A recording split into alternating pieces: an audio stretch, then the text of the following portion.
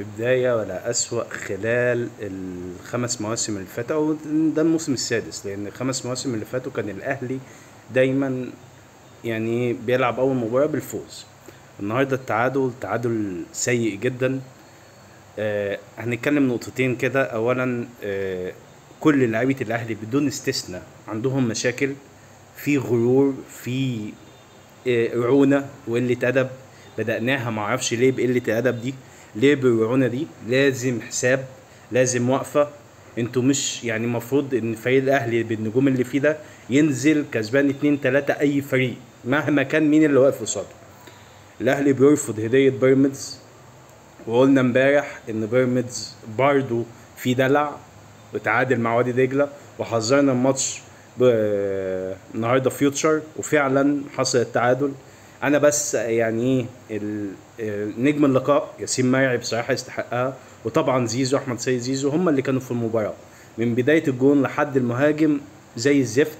احمد رضا الى حد ما كان كويس.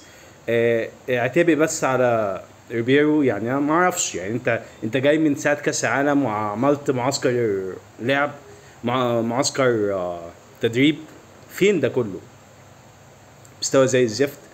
وليه اليو ديانج ما نزلش بدل احمد نبيل كوكا؟ يعني انت طلعت احمد رضا ونزلت احمد نبيل كوكا، نازل يعمل ايه؟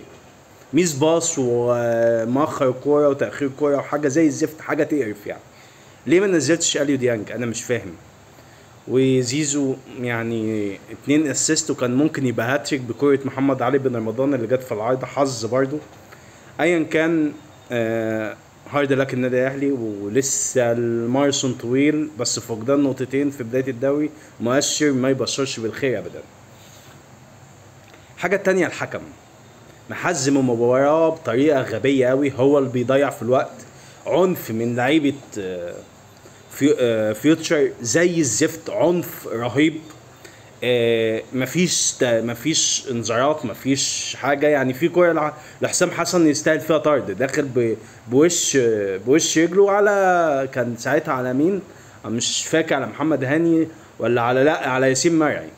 كوره طرد رسمي، والفار ولا هو هنا. وفي ضربه جزاء فيها شك لمحمد علي بن رمضان في الشوط الاول، بس احنا مش هنرمي برضو كل حاجه على الحكام. التحكيم يقدر يغير اي نتيجه مباراه، بس احنا النهارده كنا وحشين، خلينا نعترف بدي عشان نصحح في الماتش اللي جاي. ان شاء الله يكون الاهلي اللي جاي خير، ويكون جرس انذار يصحي اللعيبه ويصحي الاداره ويصحي المدرب.